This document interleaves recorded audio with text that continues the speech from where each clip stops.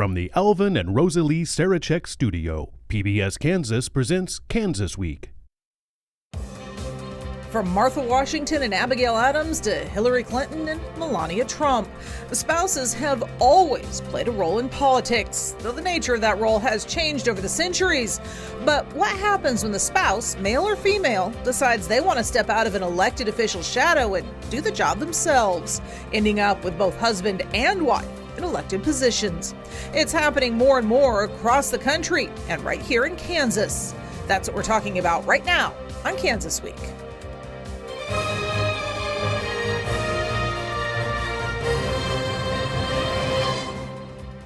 I'm Pilar Pedraza, and this is Kansas Week. We're taking a week off our regular format for a special episode I've been cooking up for a few months now, as we look at a pair of Kansas couples with both husband and wife in some pretty prominent elected positions.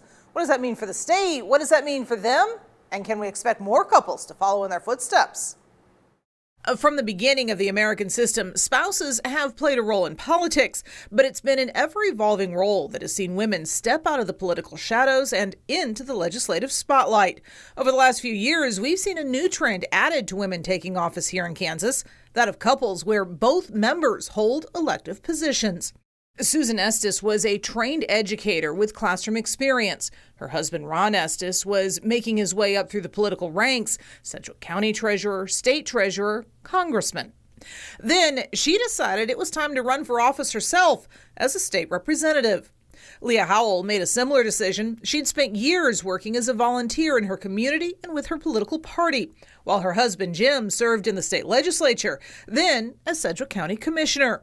When a position opened in the state legislature a couple years ago as her representative needed someone to fill his seat temporarily, she took the challenge and finished his term. Then, with redistricting, ran and won her own seat.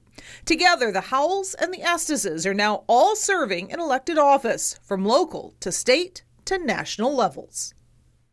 And I'd like to thank you all for joining us this week. We have Commissioner Howell, we have State Representative Howell, State Representative Estes, and U.S. Representative Estes as well. And especially with you guys, that's got to get confusing. Representative Estes, Representative Estes. Yeah, it happens a lot at the ballot box. You worry about, where people voting for her versus voting for me, and we want to make sure that they vote for both of us. I was going to say, isn't it kind of automatic? She gets your votes, so no matter what, she's going to have a few more votes? Yes, although I look every election cycle and make sure that in our shared precincts that, how badly she beats me and which ones. Yeah. That sense of humor, that's got to be one of the ways that you guys make this work. I want to start, though, with your origin stories. How is it that you guys ended up in these positions? I mean, Leah, let's start with you and Jim. How did you guys make the decision that ended with both of you in elected office? Well, I think one step at a time. I don't think we ever actually started off intending to end up where we're at. And so it just kind of happened a little bit at a time. So it's just, we shared in common an interest of current events and politics in general, and it's always something that we've talked about together and debated together clear back from our dating days, and slowly evolved. I'd say as spouses, there's a lot of things in common. I'm passionate about certain things, and I want to get involved in certain ways, and I stand for certain ideas, and because we're a lot like each other, we obviously love each other. She tends to think the same way I think on a lot of issues, and so as I'm getting involved, she's getting involved. And as I moved away from one role and went into a different role, I think at the end of the day, she saw a lot of, she had experience in a sense as a spouse of a legislator. She is interested in that, in what I was doing, and again, it's just a nice fit. She was really almost a perfect person to fill in that temporary seat, and then she found out she really likes this and she's good at it. So obviously, again, as Leah already said, I don't think we planned on this, but it just kind of worked out that way. What about you guys? I know by the time you ran, Susan, Ron, you were already in Congress, which adds a whole nother level because he's in D.C. most of the time, and now you're in Topeka half the year. So my joke is the secret to a good marriage is we each have our own house. So I've got the state house and he has the U.S. house. But politics is how we met. From the time I was a kid, I watched every convention, every debate, every State of the Union, and my grandmother was cousins with Lillian Carter. So when he ran for president, I really paid attention and formed my own ideas. And so for us, I think we both saw ourselves in a grassroots spot. And then through the years, we both were active in the Republican Party, and Susan did a lot of work helping other people get elected over the years. And in fact, most of our friends, going back to Young Republican days, actually were expecting her to run for office before they expected me to. So was it the ladies who said, I want to run, or was it the gentleman saying, I think you would be a good fit? How did it start with each of you? Wow, that's a good question. Well, I think that it had been on my tentative, at least, bucket list for a while, and it had been something that we had discussed as a possibility. But when I did end up serving to finish the term temporarily, about 6 weeks in, as we were talking one night after I'd finally gotten back to the house, I was talking to him on the phone, and I said, I really like this. I think I really want to do this long term. And he just laughed and he said, I am not one bit surprised. What about you two? So, both of us, we're involved with helping other people run for office and being involved at the party level. And I'd reached a point in my career where, I was looking at what were new challenges and new opportunities. And that's kind of when the idea came to run for elected office and kind of translate some of those business skills into the role, first at Sedgwick County Treasurer office and focusing on that. And then that just kind of led to one thing to another. Susan, had opportunities to run for office and actually had stepped away a couple of times, other people that had interest as well. So it really worked out well timing-wise several years ago when she got the opportunity to do it as well. I left the classroom when our children were young. Childcare was going to cost us more than I earned as a teacher. So still an issue that's a priority for me. However, I switched up gears and loved working on campaigns, and I would fill a bus up with people to go to the Capitol to advocate on an issue. So it seemed very natural to me to say, oh, I should listen to the people who are telling me to run. And it was our youngest daughter's last year of high school. And I said, no, I don't want to miss her senior year. So really, if anybody has the credit, it's her, because she called me down and she sat me down and she said, Mom, it's time for you to do it for yourself. And she was, along with Ron and the rest of our kids, my biggest cheerleader. I would say, I think Leah did want to do this, but she didn't have enough confidence in herself initially. And I felt like I was her biggest fan. And I know this because I bring ideas home from all my years of being in elected office, and I run things through her. And she would mellow me out a little bit and maybe reground my ideas, which I thought was really, really valuable. But she's super smart. And I think at the end of the day, I knew she could do it. I think she doubted herself a little bit. And I think I'm her biggest fan. I'm sure I knew she would be great at it, and I think she's doing a really good job. And I'll just say this: I don't know that she would have done it at the time that she did it, but I think that together, this partnership, I think she saw things maybe my way a little bit, because I really believe that she would be right for this position. So. And she walked in the front door in the middle of a session, which is hard to do. And the fact that she had experience from working with Jim before totally paid off. She looked like she knew what she was doing, because she did. She had been watching and learning all those years. She did a good job from the start. Yeah. Yeah, go ahead. I'm just saying you guys are too kind. Well, I was just going to, echo what Jim had mentioned earlier about, having a shared understanding of policies. And it's not necessarily a learning, but it's when you're sitting around the kitchen table talking about the issues that are important, that are critical to family, critical to the community, and what impact is that, you look at what things work and what things don't. So it helps prepare you, even if you haven't already committed to run, thinking through that process. But it just because we're spouses doesn't necessarily mean that you don't think about those issues or be engaged in those issues until the time comes to run. Yeah. To your point, Susan, when I first became a state representative, to me it seemed really scary. I didn't know how the process was going to work exactly. and I feel like we got familiar with it. But she was with me the entire time, and so when she went in there, there was no learning curve. She was like she'd been there for years already. Absolutely. Yeah. So I have to wonder, because you guys are at all different levels. You're at the county level, you're at the state level, state and federal. There've got to be times when your priorities come into conflict. How do you deal with that? I usually am right. No, I'm just joking. No, I'll tell you, to your point though. Shots fired. I'll tell you what this really does. I don't know if it's the same for you two, but for us, I feel like I've got a state perspective which is unique because most people in local government don't get that state experience. I had it because I was there, but I have the local government experience. I feel like I've switched hats.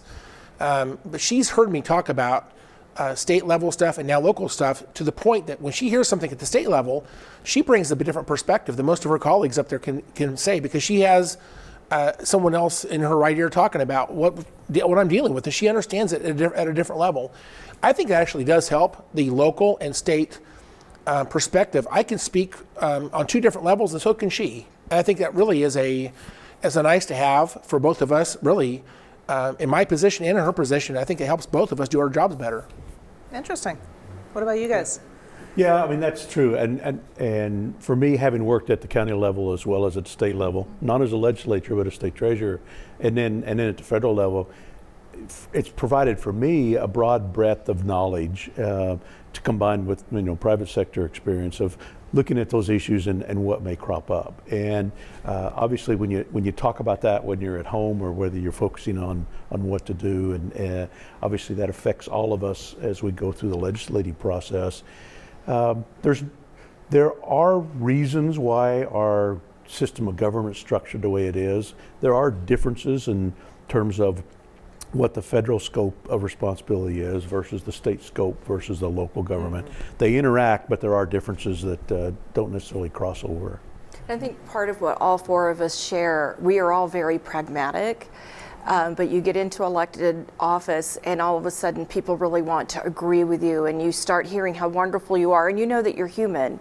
So I think that our different perspectives help us see not only the issue from the other level of government's point of view, but we're pragmatic with each other and we keep each other grounded. And you have to have somebody who's willing to say kindly and with love, here's why I see it differently, or ask the questions that make you think about it from a different point of view. And I think that's part of the value of how we work together.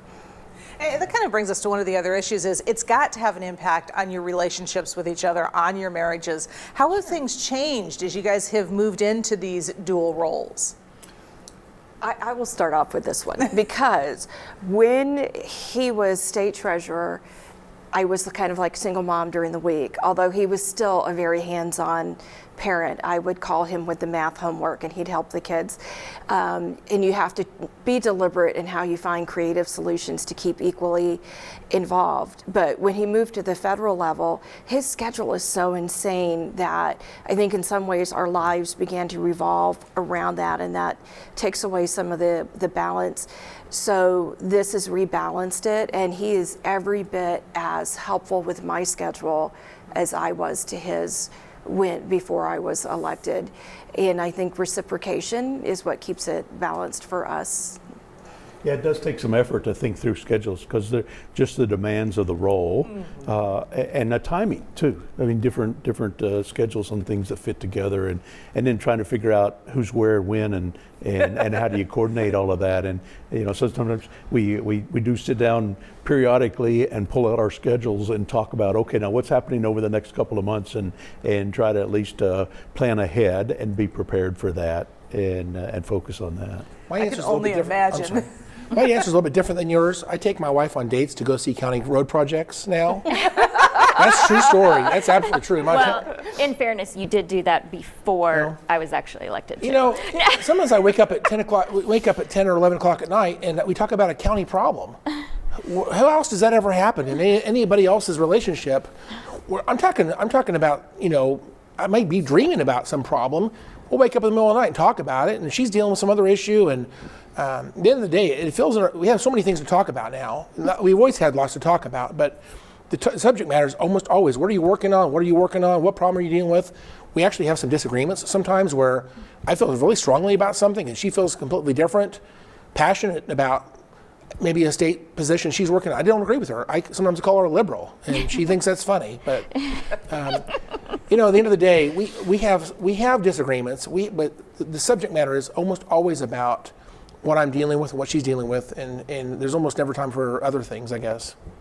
Well, I will say that I think one of the things we're learning is to be more intentional about scheduling time for just our own personal relationship. Sharing our ideas and things like he was just talking about, I think comes more naturally and is easy to do, but trying to set aside time to just kind of check out from everything else is a little trickier and requires a lot more intentionality. And right now I'd give us maybe a C+, and we're both equally bad about this. So there's no laying of blame. It's just a struggle, and I can't imagine that. I'm sure you guys have the exact same problem, but it is also, you know, we think differently, and you know, like some other people at the table, Jim has a very engineering type mindset, and I'm very much not an engineering type mindset. And so we approach things differently and we think things differently. And sometimes we do disagree with each other, but a lot of times I really believe we actually make each of us better at our arguments and why we think, and we help each other think of things and help adapt our approach and our arguments for what we're trying to accomplish. And which is an awesome thing. And it's also good to have somebody to help check your ego at the door a little bit. That's always a good thing for both of us.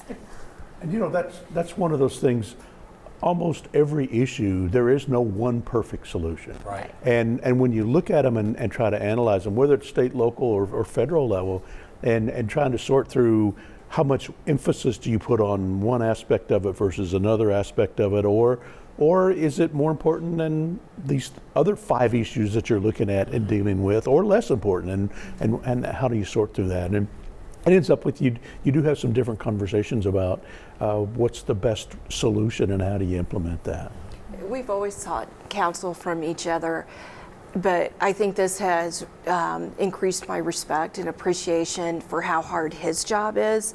I think we've had to make some tough votes. And there are votes I sit back and I look at it and I just agonize over them. And a great many of the votes are a lot simpler, but there are times there are hard ones that come along. So now I have a deeper appreciation for the fact that he literally has the weight of the world on his shoulders. We have the war going on in Ukraine. We have what's going on with Israel. And I watched him talk to all the major employers in this town day after day during COVID. And I know that he's a very deliberative person, and I know that he's always the adult in the room. And he takes a while to think things through, and he gets to good logical conclusions. And I can just, having been there myself, now I'm like, oh my gosh, I get how hard this is. And I'm thankful he's there.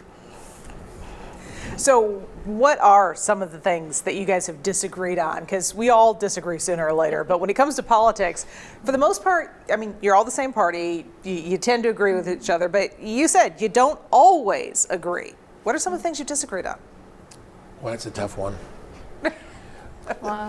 We don't agree sometimes on like the election, some of the election stuff. She's on the elections committee, and some of the stuff that comes across the elections committee, I may be a little bit more into maybe some of the making some changes, for example, to increase security, and I think she's maybe a little more resistant to some of those changes that I would support. So that's a hot topic right now. There's so many others though.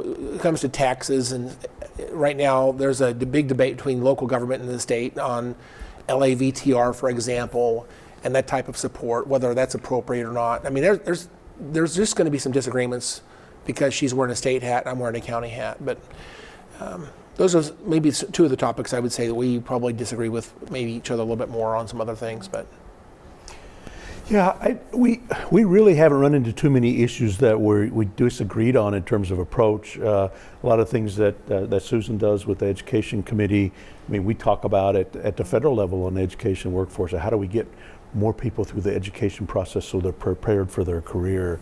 I do think there's areas, particularly with what should be the role of the federal government versus what should be the role of the state, and how much we needed to do some things with COVID.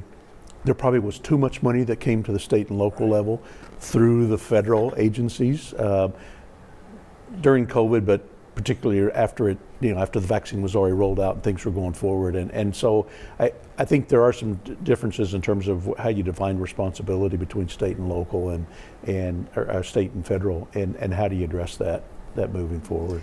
So unfunded mandates are not fun, but he's actually been very supportive on those issues. And I would say I'm now able to give to him, and when I talk to his peers in Congress, a perspective of heavy federal regulation affecting our ability to respond to COVID, because we had to get so many waivers and it really slowed down our response. So it hasn't been something that we disagreed on, but it was something where he got to see it up close and personal.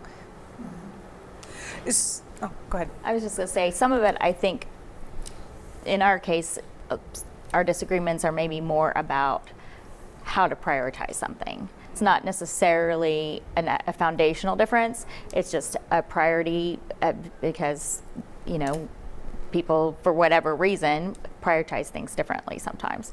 And so I think that that is a little bit more of a difference in my brain. Does work differently than Jim's, and there's I really love roundtable discussions and throwing things out, and he likes to study, get into all the nerdy data and do all those things and kind of form his consensus from that. And I'm always advocating that numbers aren't everything, and he loves numbers. So, there's a little bit, there's just some, it's just a different approach, and so I see those things. Yeah. I know traditionally spouses, especially when you're talking about the federal level, have almost acted as an extension of the elected official, taking on some advisory duties, dealing with some of the lobbyists and that sort of thing, whining and dining the other spouses, etc. At this point, none of you has now that extension because you're all out on your own. So how do you deal with that, not getting that extra help? I would respectfully disagree. Okay. Because I go to DC once a month, and when we're not in session, and I'm there, I'm listening, I'm learning. The spouses in DC are always welcome at the table, and it really benefits me a lot to hear those conversations. And I'm a grade A tour guide when I'm there and helping people get through the Capitol, get through the White House. So I think in a lot of ways I'm still the face, but the reverse is also true. And when he comes to the Capitol, he kind of gets a fan club going, and they're excited to see him as well. And people know that certain things that they'll ask me that I've also talked to him about, so they'll know that they're kind of getting both perspectives. So I think we just enhance each other. Yeah, I think spouses, male or female, have different career and different life issues. And in case of federal, sometimes the spouse can be in DC while the member's there, sometimes not. Raising family or having their own career back in their home district. Susan's very unique in terms of spouses because of the role that she fills as a state representative. And not only when we talk about issues at the federal level, then her engagement and involvement and awareness of what those issues are really works well to be able to talk through that. And people can have one conversation and talk to both her and I, and it kind of hits both the federal impact as well as the state impact. Well, let me chime in here. The reality is that she is very busy in developing legislation, and she has her own group that she talks with, and I feel like I'm on the outside as a spouse. I'm kind of outside the loop. I don't really know what's going on sometimes, and she's the center of attention. They call her up and talk to her, and she's very smart. She knows exactly what she's talking about, and I'm kind of clueless. I'm just kind of on the outside saying, I don't even know what's going on. They treat me truly like a spouse, if you will. I'm on the spouses group up there now. I haven't done anything with these folks, but at the end of the day, I'm nobody special in Topeka. I'm just a spouse. And that's okay. I'm glad that she is taking that lead role. I think a congressman is going to be treated differently in Topeka than I would be there, which is totally fine. But I'm truly, in her world, I'm truly just a spouse. Yeah. And just before we started recording, we were kind of talking about how you guys, not entirely unique. We have seen this before and perhaps growing. Have you gotten interest from other couples who are considering something similar, anything like that? The first person to encourage me was a couple that had met when they both served in the state senate, and the wife went to Congress. And they said, don't let it hold you back. You have things to offer and you should do that. So that was a very nice encouragement. But I do think that both Senator Doles have been a great role model for this. They did it very, very well, and they both contributed a lot to our country in very unique ways in their own skill sets. Culturally, I think we are seeing a good change in the sense that I think all of us recognize that we can be individual people, even though we are also a team. And when I decided to run, my district is inside of Jim's district. I mean, we both have to live inside our district. So, in my district in particular, periodically they're going to be making a choice to vote yes or no for 2 different Howells. And I know that's true for you guys too. And so when I decided to run, that's one of the things I just chose to just directly address it at the door and just say, look, we're a couple where we have things in common and we're attracted to each other because of things that we had in common. And this is a topic that I'm passionate about and that I have a personal interest in. And I decided that it shouldn't stop me from doing what I'm interested in doing and what I'm interested in accomplishing just because he's also an elected official. But the ultimate decision rests with you. So you get to choose whether to vote yes for a second Howell or not. And people at the door were extremely supportive and just said, absolutely, if this is what you think you love and this is what you feel like you could be effective doing, you should never let what your husband is doing influence your decision on whether or not to run. And it was actually very encouraging for people to have that kind of response. That both of us had put in a lot of work over many, many years in the community. So people knew us and our own work and what our lives said about us as well. All right, and we're going to have to let that be the last word because we are out of time. I told you this was going to go fast. I'd like to thank you all for joining us, and I'd also like to thank you as well, Commissioner Howell, State Representative Howell, State Representative, and U.S. Representative Estes. It's been great. We hope to see you again. For now, stay safe and have a great week.